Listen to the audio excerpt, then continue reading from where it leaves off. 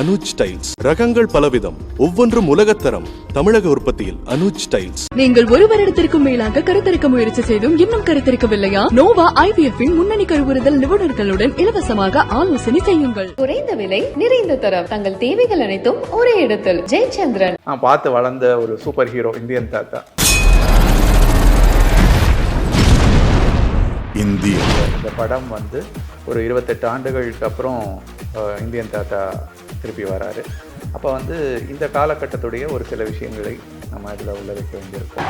நம்மளாம் ஆளாளுக்கு ஊரை குறை சொல்லிக்கிட்டே இருக்கும். சிஸ்டம் சரியில்லை, சரி பண்ணணும், வாய்க்கே பேசுவோம். நான் வந்து சங்கர் சார் கிட்ட பர்மிஷன் கேட்டு என்னோட பொண்ணை ஷூட்டிங்க்கு கூப்பிட்டு போயிருந்தேன். ஒருத்தரங்க ஒரு டீ குடிச்சிட்டு இருந்தாரு. ஓகே, ஷார்ட் ரெடி அப்படின்ட்டு சங்கர் சார் சொல்கிறாரு. வெளியில் டீ குடிச்சிட்டு இருந்த ஒருத்தர் வந்து உள்ள வராரு. அநேகன் படத்தில் வர தெய்வங்கள் அந்த டைட்டில் சாங் அது எனக்கு ரொம்ப பிடிக்கும். ஏன்னா அது வந்து மியூசிக் போட்டுட்டு ஷூட்டிங்கெல்லாம் முடிச்சுட்டு அந்த ஷார்ட்ஸை வந்து கேவி ஆனந்த் சார் வந்து எனக்கு காட்டி இந்த ஷார்ட்ஸு மேலே உங்கள் லிரிக் வரணும் அப்படின்னு சொன்னார். So every thing was ready அந்த பாட்டில்.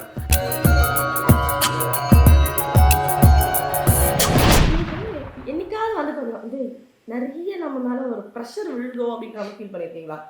ஏன்னா அண்ணாவோட ப்ராஜெக்ட்ஸ் ஆகட்டும் சரி, அப்பாவோடதாகட்டும் சரி, இந்த மாதிரி வந்து ஒரு ஒரு ஒரு கலை குடும்பம் தான். ஸோ இந்த குடும்பத்துலேருந்து வரும்போது வந்து நானாக இருக்கணும்னு நினைக்கும் போது இவரோட பையன், அப்போ இவரோட இது எப்படி இருக்குது அப்படின்னு ஒரு ஒரு ஒரு எக்ஸ்பெக்டேஷன் அங்கே க்ரியேட் ஆகுது இல்லையா? ஸோ அதை எப்படி நீங்கள் ஹேண்டில் பண்ணுவீங்க? ஏன்னா +2 முடித்த டைமில் நான் என்னுடைய முதல் கவிதை தொகுதி வெளியிட்டேன். அதுக்கப்புறம் சில கவிதை தொகுதிகள், அப்புறம் சிறுகதைகள், நாவல்கள். அதுக்கப்புறம் தான் நான் வந்து சினிமாக்குள்ளே வரேன். ஸோ நான் உள்ளே வரும்போதே நான் வந்து ஒரு என்ன சொல்கிறது, ஒரு சின்ன ஒரு இலக்கிய பயிற்சியோட தான் நான் உள்ளே வரேன். இல்லை, கிரியேட் பண்ணுறதுன்றத விட நான் ஒரு அனுபவத்தோடு வரேன். ஒரு எழுத்து அனுபவத்தோடு தான் நான் உள்ளே வரேன். எனக்கான ஒரு தனி பார்வை, அந்த பார்வையோடு தான் நான் உள்ளே வரேன். நீங்கள் நல்லா நோட் பண்ணி பார்த்தீங்கன்னா அது உங்களுக்கே எவிடெண்ட்டாக இருக்கும். லைக் வந்து யாருமே வந்து அவங்களுடைய தனி அடையாளத்தை மெனக்கெட்டு உருவாக்கணும் அப்படின்னு அவசியமே இல்லை. ஏன்னா யூ ஆர் யூனிக். உங்களை மாதிரி இன்னொரு உயிர் இருக்காது, உங்களை மாதிரி இன்னொரு உயிர் சிந்திக்காது. ஸோ நீங்கள் வந்து அதுக்காக தனியாக மெனக்கிடணும்னு அவசியமே இல்லை. ஸோ அந்த அடையாளத்துக்காக நான் என்னுடைய தனி அடையாளத்தை உருவாக்குறேன், அது வந்து வேஸ்ட் ஆஃப் டைம். அது அடையாளம் உனக்கு கொடுக்கப்பட்டிருக்கிறது, நீ ஆயிரு, அதுதான்.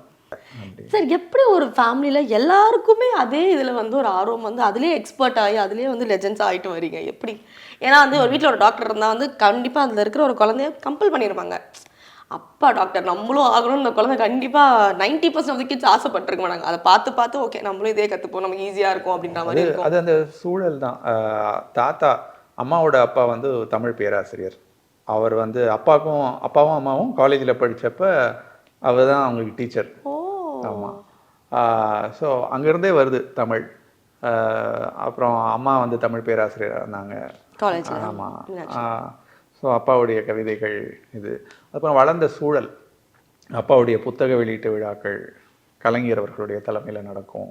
ஃபுல்லாக அந்த தமிழ் காதில் ஒலிச்சிக்கிட்டே தான் இருந்தது சின்ன வயசுலேருந்தே. ஸோ அது எங்களை இன்ஸ்பயர் பண்ணுச்சு ஒரு படைப்பை நோக்கி போகிறதுக்கு.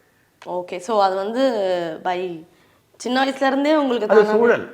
அது வந்து நம்ம வெறும் பிளட்டுன்னு மட்டும் சொல்ல, டெஃபினட்டாக பிளட்டில் இருக்குன்னு நான் நினைக்கிறேன். ஆனால் அது மட்டும் கிடையாது. அது அந்த சூழல் தான் அதை ஆற்றுப்படுத்தும். அது உள்ளே இருக்கிற அந்த ஒரு என்ன சொல்கிறது, அந்த தொடர்ச்சியை அந்த சூழல் தான் வெளியில் கொண்டு வரும். Okay sir. ஸோ இவ்வளோ அழகான இந்த ஜேர்னியில் வந்து பார்த்தீங்கன்னா வந்து நிறைய சூப்பரான பாடல்களும் கொடுத்துருக்கீங்க. அதில் வந்து ஏதாவது ஒரு பர்டிகுலர் சாங் வந்து உங்களுக்கு வந்து சோல் சாட்டிஸ்ஃபைங்காக இருந்திருக்கலாம், இந்த பாட்டு வந்து எனக்கு ரொம்ப பர்சனலாக நான் ரொம்ப பிடிச்சி எனக்கு என்னோட இதில் எனக்கு பிடிச்ச சாங் அப்படின்னு நீங்கள் அதை சொல்லுவீங்க? நான் ஒரு பாட்டு சொல்லுவேன், ஆனால் அந்த பாட்டை நீங்கள் கேள்விப்பட்டிருக்கவே மாட்டீங்க. அணுவை பிளந்தாய் அமிர்தம் பொழிந்தாய் அப்படின்னு ஒரு பாட்டு. அந்த பாட்டு வந்து களம்னு ஒரு படத்தில் இருக்குது. அது ஸ்வேதா மோகன் பாடியிருந்தாங்க. அந்த பாட்டு படத்தில் வரல, அது யூடியூப்பில் மட்டும் இருக்கும். நான் எழுதுனதில் எனக்கு ரொம்ப ஒரு ஃபேவரட்டான ஒரு. இப்போ நீங்கள் சொன்னக்கப்புறம் இது வைரல் ஆகும் பாருங்க. என்ன பாட்டு எல்லாரும் கூகுள் பண்ணுறோம். அபய் ஜோத்பூரா அவர் பேர். அவரும் ஸ்வேதா மோகன் அவங்க 2 பேரும் பாடியிருக்காங்க. பிரகாஷ் நிக்கியோட மியூசிக்.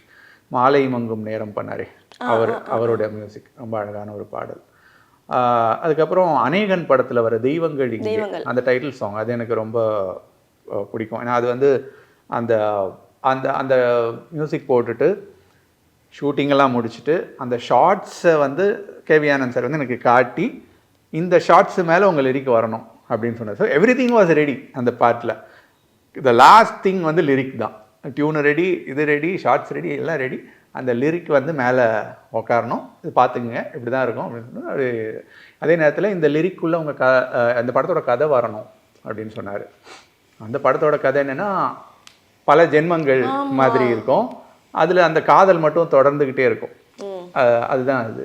ஸோ அதில் நான் கொண்டு வர ட்ரை பண்ணியிருந்தேன். நதிக்கரை மாறும், கடற்கரை மாறும், காதலின் வருகை மாறாதே அப்படின்ற ஒரு இது. வழித்துணை நிலவு எப்போ இருக்கும் அப்படின்ற. ஸோ அந்த மாதிரி ஒரு சாங். அந்த சாங் எனக்கு ரொம்ப ஒரு ஃபேவரட்டான சாங். அஜித் சாருக்கு எழுதின காதலாட காதலாட காத்திருந்தேனே, செய்யாத மாதவம் நீயே, பொய்யாத பேரருள் நீ. அதில் வந்து சாரும் காஜல் அகர்வால் பேர் ரொம்ப ரொம்ப அழகாக பண்ணியிருப்பாங்க. ஸோ அந்த மாதிரி இருக்குது. ஒளியம் ஒளியம் எனக்கு ரொம்ப ஃபேவரட். கோமாளி படத்தில் அந்த அது ஒரு வித்தியாசமான ஒரு சாங். விளம்பர இடைவெளி. ஐயோ நான் என்னோட பர்சனல் ஃபேவரட் வருமா நானும் பார்த்துக்கிட்டே இருக்கேன்.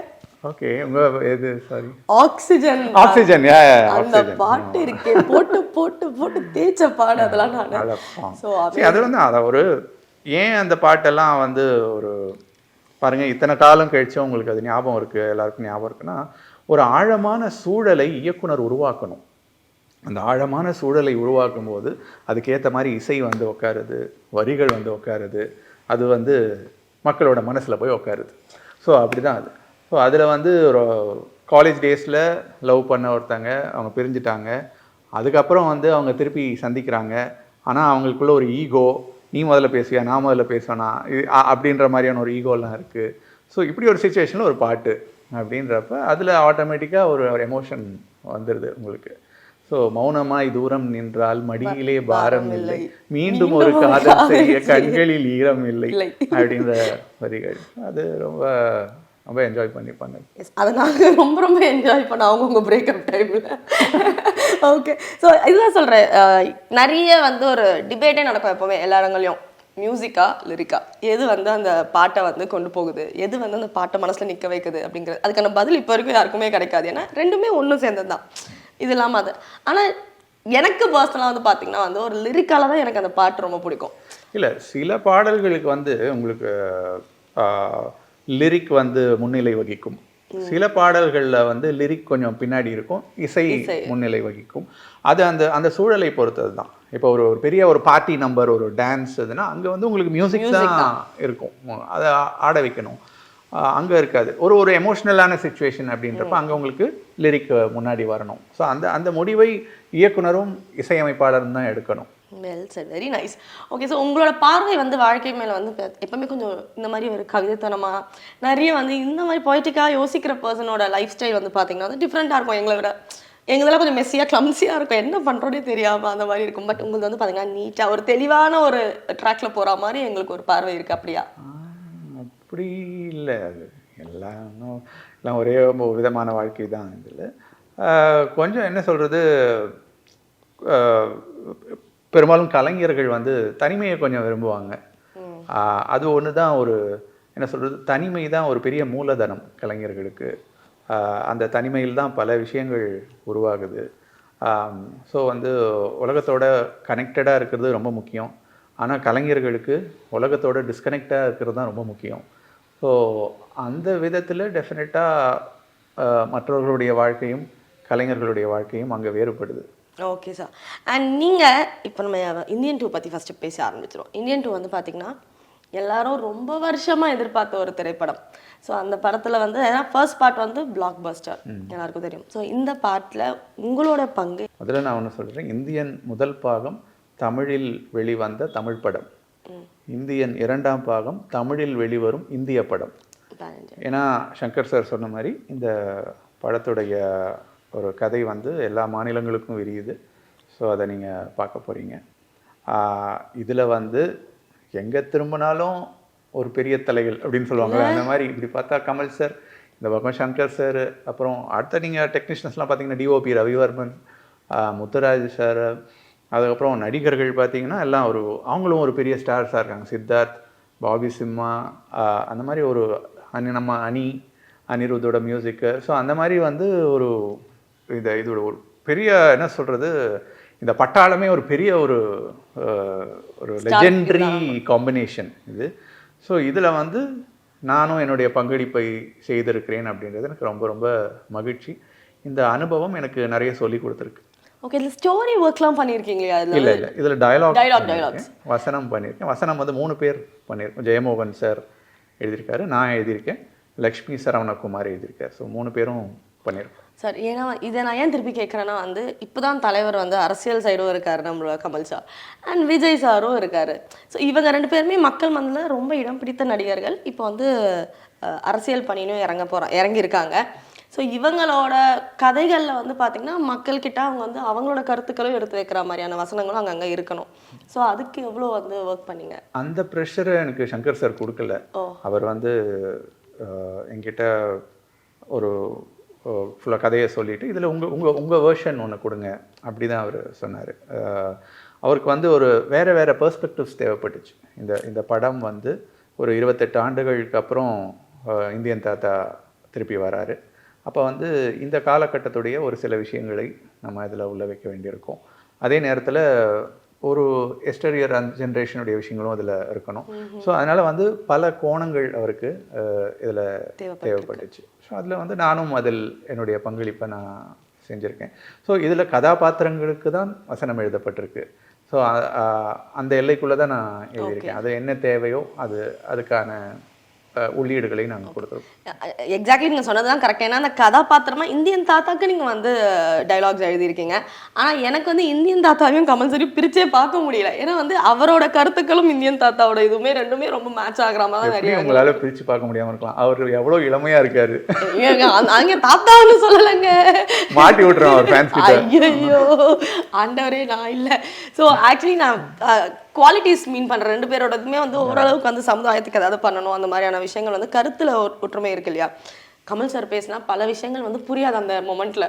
அதுக்கப்புறம் வீட்டுக்கு போய் யோசிக்கும் போது தெரியும், அவர் எவ்வளோ ஆழமாக சொல்லியிருக்காரு இந்த விஷயத்த. இண்டஸ்ட்ரியிலே அவரோட பேச்சுக்கு ஒரு தனி ஃபேன்ஸ் இருக்கு. நான் அவர் எப்படி ஒரு கேரக்டராக மாறுறாரு அப்படின்றதுக்கு ஒரு சின்ன இது. நான் வந்து சங்கர் சார் கிட்ட பர்மிஷன் கேட்டு என்னோட பொண்ணை ஷூட்டிங்க்கு கூப்பிட்டு போயிருந்தேன். சொல்லிட்டே இருந்தா, அப்பா ஷூட்டிங் பார்க்கணும், இந்தியன் 2 ஷூட்டிங் பார்க்கணும் அடம் முடிச்சுட்டு இருந்தேன். இதெல்லாம் வேணாண்டா, இதெல்லாம் திட்டுவாங்கடா, அவங்க தனியாக எடுத்துகிட்டு இருப்பாங்க, நம்ம போய் டிஸ்டர்ப் பண்ணக்கூடாது அப்படின்னா ரொம்ப அடம் பிடிச்சா. சரி, நான் சார்கிட்ட பர்மிஷன் வாங்கி கூட்டிகிட்டு போனேன். கூட்டிகிட்டு போனப்போ எல்லாம் வாசலில் அங்கங்கெல்லாம் எல்லாம் உட்காந்துருந்தாங்க. ஒருத்தர் அங்கே ஒரு டீ குடிச்சிட்டு இருந்தார், ஒருத்தர் அங்கே ஏதோ ஒர்க் பண்ணிகிட்டு இருந்தார். நாங்கள் போன உடனே அங்கே வந்து ஓகே ஷார்ட் ரெடி அப்படின்ட்டு சங்கர் சார் சொல்கிறாரு. அப்போ பார்த்தா அங்கே வெளியில் டீ குடிச்சிட்டு இருந்த ஒருத்தர் வந்து உள்ளே வராரு. பார்த்தா கமல் சார். நாங்கள் அவரை கடந்து தான் வந்திருக்கோம், ஆனால் வந்து எங்களால் அவர் தான் எங்களால் கண்டுபிடிக்க முடியல. டோட்டலாக அவர் உட்காந்து ஸ்டைல், அவருடைய பாடி லாங்குவேஜ், இது எல்லாமே வந்து டோட்டலாக வேற ஒரு மனிதராக அவர் இருந்தார். ஸோ அந்த மாதிரி வந்து அவரோட டெடிகேஷன்லாம் வந்து வாய்ப்பே கிடையாது. இது ஒரு பெரிய combination. Shankar sir, Kamal sir வந்து நான் பார்த்து வளர்ந்த ஒரு சூப்பர் ஹீரோ இந்தியன் தாத்தா. ஸோ அதில் நாங்களும் அந்த அந்த அந்த அந்த படையில் ஒரு சிப்பாயாக இருக்கோன்றதே பெரிய பெருமை. ட்ரீம் கம் மோமெண்ட்டில் அதெல்லாம் வந்து அந்த படங்களை பார்த்து இன்ஸ்பயர் ஆகி நம்ம வந்திருப்போம். ஓகே, எவ்வளோ ஸ்டார்ஸோட ஒர்க் பண்ணியிருந்தாலுமே அவங்களுக்கு ஒரு பர்சனல் ஃபேவரட் இருப்பாங்க. கபிலன் சாருக்கு யாருக்கு வந்து லிரிக் எழுதணும் அப்படின்ற ஒரு ஆசை இருந்தது? மேபி அதை நடந்திருக்கலாம் இந்நேரம். இல்லை, அப்படி இல்லை. நான் வந்து கொஞ்சம், அதாவது எல்லாருக்கும் ஒரு பாசிட்டிவிட்டி கொடுக்கக்கூடிய, எல்லாருக்கும் ஒரு நல்ல மனதிற்கு ஒரு ரொம்ப இதம் கொடுக்கக்கூடிய, நம்பிக்கை கொடுக்கக்கூடிய பாடல்களை எழுதணுன்றது தான் என்னுடைய விருப்பம். அது வந்து இவங்களுக்கு எழுதணும், அவங்களுக்கு எழுதணும் அப்படின்றாலும் அது அது அது வரும் போகும், அது வேறு விஷயம். என்னுடைய இலக்கு இதுதான். அந்த பட்டியலில் பார்த்திங்கன்னா நான் இன்னும் ரஜினி சாருக்கு மட்டும் இன்னும் எழுதலை. கேட்க வரல. ஓகே, விஜய் சாருக்கு எழுதியாச்சு, அஜித் சாருக்கு எழுதியாச்சு, கமல் சார் படத்துக்கு எழுதியிருக்கேன், சூர்யா சார் காப்பானில் ஒரு சாங் பண்ணியிருக்கேன். தனுஷ் sir அநேகன் பண்ணியாச்சு. பண்ணியிருக்கேன். விஜய் சேதுபதி ஆக்சிஜன் பாடலாம் பண்ணியிருக்கேன். முடிஞ்சிச்சு சார். தமிழ் சினிமால எல்லாரும் அவ்வளோ பண்ணியாச்சு. ரஜினி சார் மட்டும் இன்னும் பெண்டிங்ல அதுக்கான ஒரு சூழல் எதுவும் அமையல. விரைவில் அமையணும்னு சொல்லி நாங்கள் இந்த தேகல சார்பாக கேட்டுக்கிறோம். அண்ட் உங்களோட ஒரு பாடல்கள்லையும் வந்து பார்த்தீங்கன்னா காதல் பாடல்களில் சொல்கிறேன், காதல் வந்து ரொம்ப அதிகமாக இருக்கும். அப்போ வந்து ரியல் லைஃப்பில் எப்படிப்பட்ட ஒரு பர்சன், ஏன்னா இந்த மாதிரி பொய்டிக்காக எழுதுறவங்களும் ரொம்ப ரொமான்டிக்கான ஒரு பர்சனாக இருப்பாங்க, ரொம்ப வந்து லவ்விங் பர்சனாக இருப்பாங்கன்ற மாதிரி எங்களுக்கு ஒரு நம்பிக்கை. இல்லை, நான் வந்து காதலை நான் எப்படி பார்க்குறேன்னா, ஒரு 2 மனிதர்களுக்கு இடையேயான ஒரு உறவாக மட்டும் நான் பார்க்கல. நான் காதலை வந்து நான் ஒரு பெர்ஸ்பெக்டிவாக பார்க்குறேன். It's a romantic perspective of life. இந்த வாழ்க்கையை உங்களால் ஒரு அழகியலோடு பார்க்க முடிஞ்சா அதுதான் காதல். நான் அப்படி தான் அதை பார்க்குறேன். ஸோ வந்து அதை நீங்கள் என்னுடைய பாடல்களில் உங்களால் பார்க்க முடியும். ஸோ வெறும் ஒரு நபர் மீதான காதல் மட்டும் கிடையாது அது. ஸோ அதையும் தாண்டிய ஒரு பேரன்பு. ஆஹா, என்னைக்காவது உங்க ஒய்ஃப் அது உங்ககிட்ட ஏதாவது கிண்டல் பண்ணியிருக்காங்களா? இந்த மாதிரி எனக்கு ஏதாவது பாட்டு யோசிச்சு பாடி எழுதி டெடிகேட் பண்ணி அப்படி கேட்கலையா டாக்டர்? ஓ, அவங்க டாக்டர் உங்களுக்கு தெரியுமா? இல்லை, அவங்க நல்லா ரசித்து கேட்பாங்க எல்லாத்தையும். அவங்களுக்கு ஒரு பாட்டு பிடிச்சிருச்சுன்னா எல்லாருக்கும் பிடிக்கும். அவங்க எப்படின்னா மக்களோட ஒரு ஆமா, அது மாதிரி ஒரு true representative of the common audience. அவங்களுக்கு ஒரு பாட்டு வந்து புரிஞ்சிருச்சு, அவங்களுக்கு ஒன்று பிடிச்சிருச்சு அப்படின்னா அது எல்லாருக்கும் போகும். சில நேரங்களில் நான் கொஞ்சம் ரொம்ப ஒரு கஷ்டமான வார்த்தைகள், ரொம்ப ஒரு கடினமான சில ஓமைகள் அதெல்லாம் போடும்போது அவங்க ஏன் இப்படியெல்லாம் பண்ணுற நீ அப்படின்னு மாதிரி கேட்பாங்க. அது நம்மளை அறியாமல் வர்ற சில விஷயங்கள். இன்னும் கொஞ்சம் சிம்பிளாக எனக்கு புரியுற மாதிரி எழுது, அப்போதான் எனக்கு புரிஞ்சாதான் எல்லாருக்கும் புரியும் அப்படின்னு சொல்லுவாங்க. ஓகே, நான் ஆக்சுவலி கேட்கணும்னு நினச்சேன். நீங்கள் வந்து பார்த்தீங்கன்னா வந்து அப்பா, அம்மா, அண்ணா எல்லாருமே வந்து பார்த்தீங்கன்னா இலக்கியத்தோடவே தொடர்புள்ளேயே ஒருத்தவங்க தான். என்னைக்காவது ஏதாவது ஒரு இடத்துக்கு போயிட்டு ஒரு தமிழ் வார்த்தைக்கோ ஏதோ ஒரு வார்த்தைக்கு வந்து நம்ம இந்த வார்த்தை நமக்கு பரிச்சயம் இல்லாத வார்த்தையா இருக்கு அப்படின்னு பார்த்து ஸ்டக்கான மொமெண்ட் ஏதாவது இருக்கா?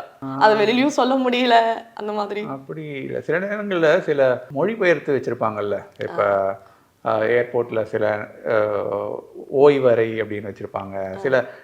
சில மொழிபெயர்ப்புகள் எங்களுக்கு தப்பான மொழிபெயர்ப்புகளாக இருக்கும் சில நேரங்களில். அதில் கொஞ்சம் கன்ஃபியூஸ் ஆனது உண்டு. மற்றபடி அப்படி நீங்கள் சொல்கிற மாதிரியான அனுபவம் இல்லை. ஓகே, இவ்வளோ நீங்கள் பேசும்போது பாதி விஷயங்கள் வந்து ரொம்ப உன்னித்து கவனிக்க வேண்டியதாக இருக்குது. இவர் வந்து என்ன சொல்ல வராரு, இவர் வந்து ஏன்னா நார்மலாக ஒருத்தங்கிட்ட பேசுகிறது வந்து வேறு மாதிரி ஒரு ஃபீல் கொடுத்துருக்கோம். இது வந்து பார்த்தீங்கன்னா எனக்கு டிஃப்ரெண்ட்டாக இருக்குன்னு சொல்லலாம். மேபி வந்து இவ்வளோ தமிழோட பேசுகிற ஒருத்தங்களும் ரொம்ப நாள் கழிச்சு இல்லைங்க, நல்லா இருக்குங்க, நல்லா தானே இருக்கு. ஓகே, ஸோ நீங்கள் நிறைய பேரோட பழகிருப்பீங்க, நிறைய பேர் பேசுகிற விஷயங்கள் பார்க்குறதுலாம் பார்த்துருப்பீங்க. என்னைக்காவது எதையாவது பார்த்தா ரொம்ப இது கொஞ்சம் தமிழை ரொம்ப டேமேஜ் பண்ணுறாங்களே, ஏதாவது பாடல் பார்த்தோ ஏதாவது ஒரு விஷயத்த பார்த்து வருத்தப்பட்ட மொமெண்ட் இருக்கா? அதான் இருக்கு, அதெல்லாம் வேணாம். இருக்கு, பாடல்கள் சொல்ல வேணாம், இருக்கு ரீசெண்ட் டைம்ஸ்ல டெஃபினட்டா இருக்கு. ஓகே, சரி. அனுஜ் டைல்ஸ், ரகங்கள் பலவிதம், ஒவ்வொன்றும் உலகத்தரம். தமிழக உற்பத்தியில் அனுஜ் டைல்ஸ். நீங்கள் ஒரு வருடத்திற்கும் மேலாக கருத்தரிக்க முயற்சி செய்தும் இன்னும் கருத்தரிக்கவில்லையா? நோவா ஐவிஎஃப்பின் முன்னணி கருவுறுதல் நிபுணர்களுடன் இலவசமாக ஆலோசனை செய்யுங்கள். குறைந்த விலை, நிறைந்த தரம், தங்கள் தேவைகள் அனைத்தும் ஒரே இடத்தில். ஜெயச்சந்திரன்.